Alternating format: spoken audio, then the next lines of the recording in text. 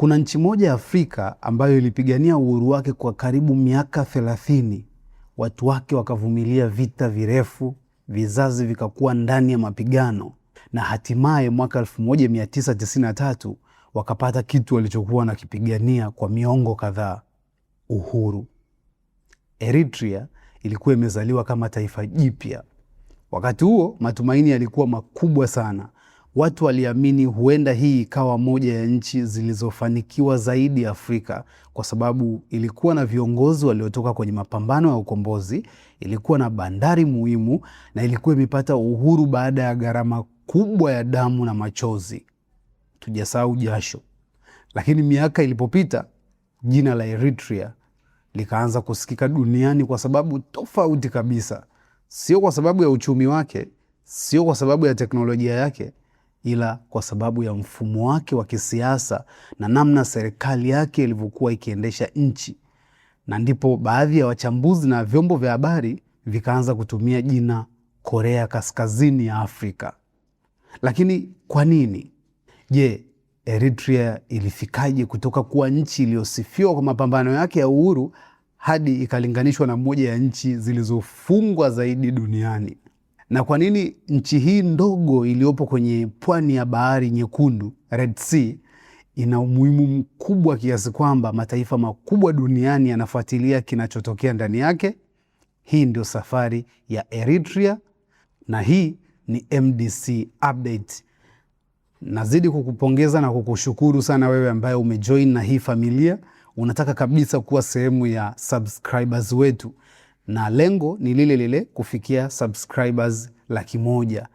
Naitwa Grayson Gideon na bado nipo na Comadre Tools, na ukiona hizi brandi mbili, Lion na Amoeba Pro, basi ujue ni kifaa ambacho kwanza ni uhakika, kimetengenezwa kwa ajili ya mazingira magumu ya kazi, na zaidi ya yote spare zake zinapatikana kwa uhakika.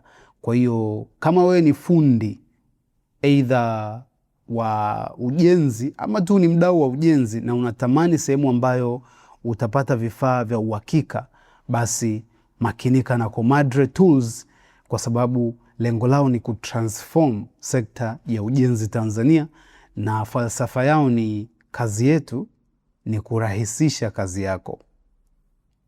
Ukiangalia ramani ya Afrika Mashariki, Eritrea inaweza kuonekana kama kanchi kadogo ambako kako pembeni kabisa, lakini eneo lake linaifanya iwe moja ya maeneo muhimu kimkakati duniani.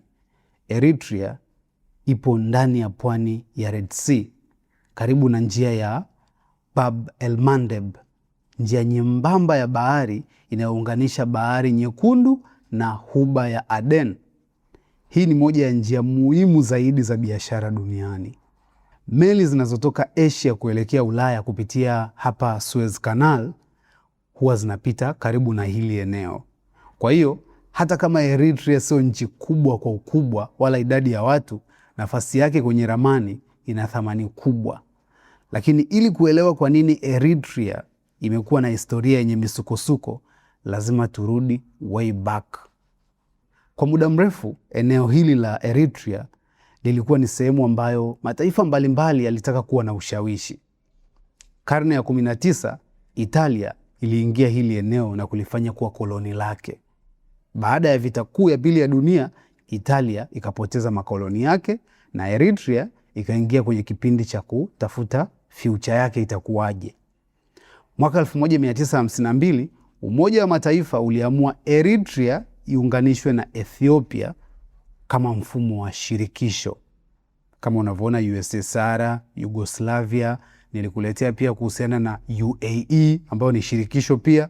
Kwa hiyo ni idea hii ilionekana haka nchi ni kadogo, hebu kajumuishe hapa kwenye Ethiopia. Lakini baadaye Ethiopia ilianza kuiondoa Eritrea kwenye mfumo huo na hatimaye kuifanya iwe sehemu ya Ethiopia moja kwa moja. Yaani unajua shirikisho ama federation maana yake ni kwamba wote sisi ni nchi, kama ilivyo UAE, wote ni nchi au wote ni tawala zinazojitegemea, lakini tuna vitu tunashare pamoja. Lakini Ethiopia baadaye ikasema hapana, nyinyi majamani kamkoa ka kwetu. Kwa hiyo yani nchi ni Ethiopia, nyinyi ni pati ya sisi. Ndicho walitaka kufanya.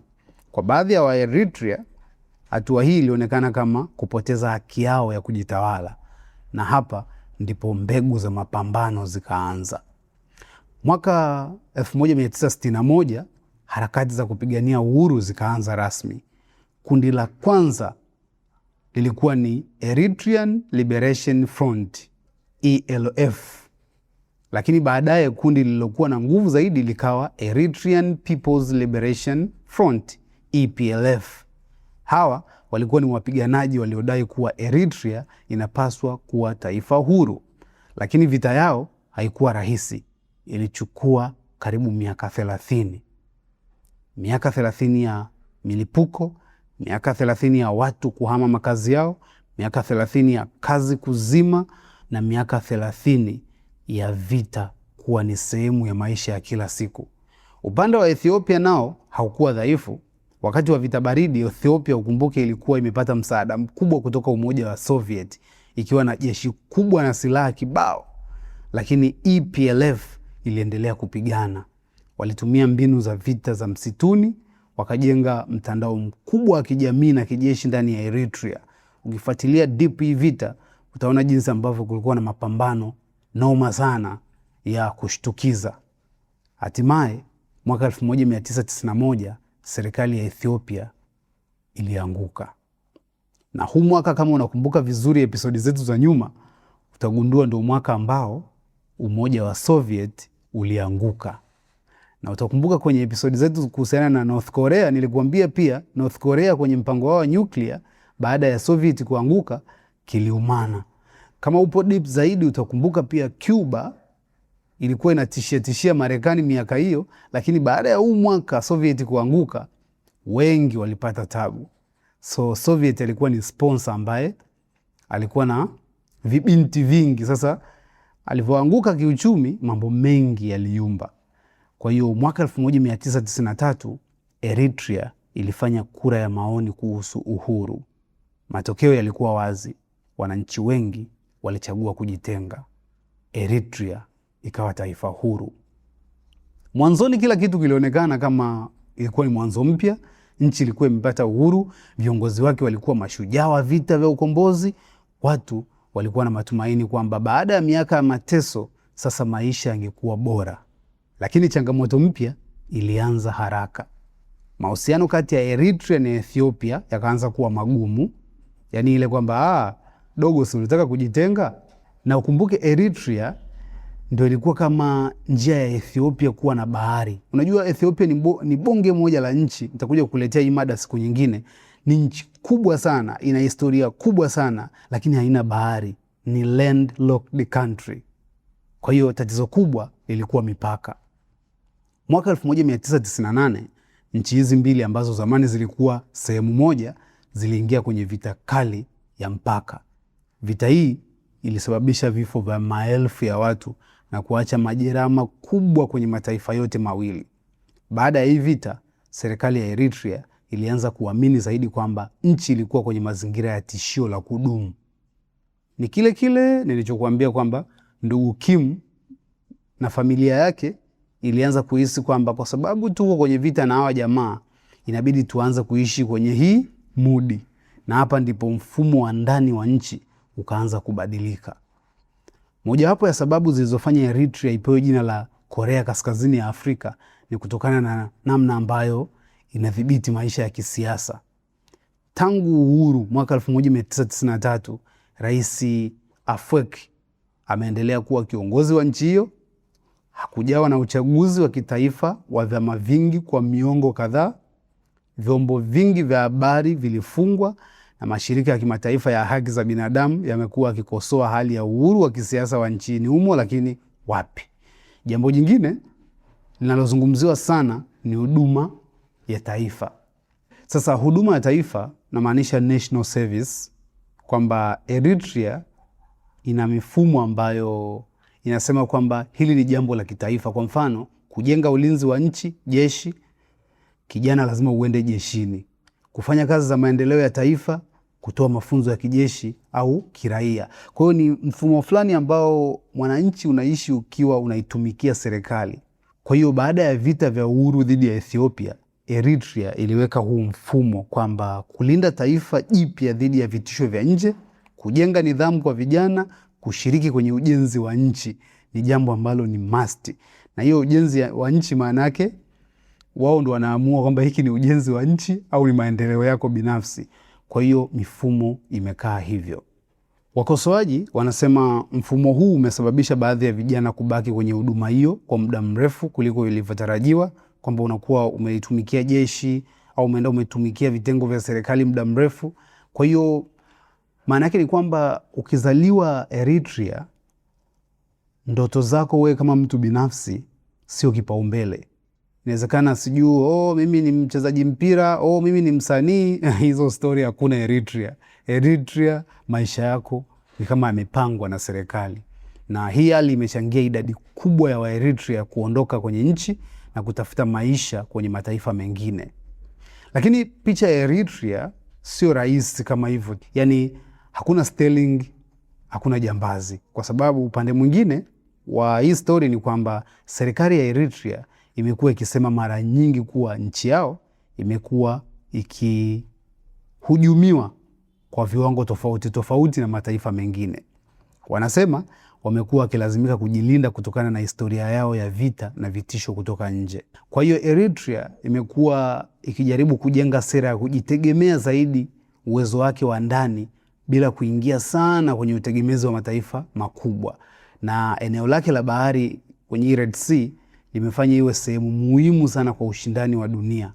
China, Marekani, mataifa ya Ghuba na nchi za Ulaya zote zinaangalia kwa karibu kinachotokea kwenye hili eneo, kwa sababu anayekuwa na ushawishi kwenye Bahari Nyekundu anaweza kuwa na nafasi kubwa kwenye biashara na usalama wa kimataifa.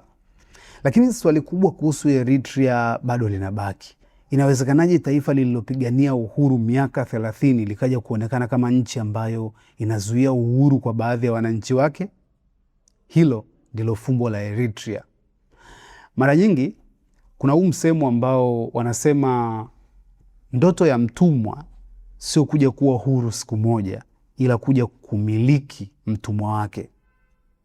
Kwa hiyo kuna watu ambao sometimes hata kwenye level binafsi unaweza ukawa una haso nao, unadhani shida zenu zinawafanya kwamba kila mmoja wenu atamani kumuondoa mwenzake kwenye shida. Kumbe hizo shida zenu zinawajenga pia kuwa kitu kingine. Kwa sababu mara nyingi ukiwa kwenye hali fulani unatamani kila mtu awe kwenye hiyo hali. Waingereza wanasema misery loves company. Anyway, kwa hiyo kwa sababu ya historia ya hii nchi inatufundisha jambo moja kubwa.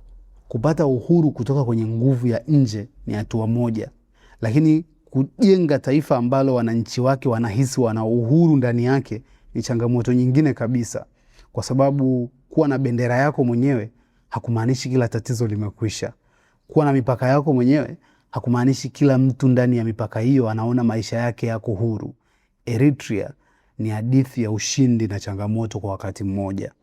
Ni nchi iliyozaliwa kutoka kwenye ndoto ya uhuru, lakini ambayo bado dunia inaendelea kujiuliza, je, uhuru wa taifa una maana gani kama watu wake bado wanatafuta uhuru wa maisha yao? Hii ndio sababu Eritrea inaitwa Korea Kaskazini ya Afrika. I hope nimekuongezea kitu kuhusiana na hii nchi, na lengo la hizi updates ni wewe uendelee kutafuta zaidi na kujifunza zaidi. Mimi nakupa tu sehemu ya kuanzia, na ukitaka details zaidi mara nyingi unazipata kwenye Picha Linaanza, session yetu ambayo inaruka East Africa Radio kila wiki, lakini hapa nakupa upate picha ya jumla. Asante kwa kila ambaye unaifuatilia hii session. Asante kwa kila ambaye umesubscribe kwenye hii channel ya Madini.com. Kiukweli wewe ni sababu ya kwa nini nafanya hiki ninachokifanya.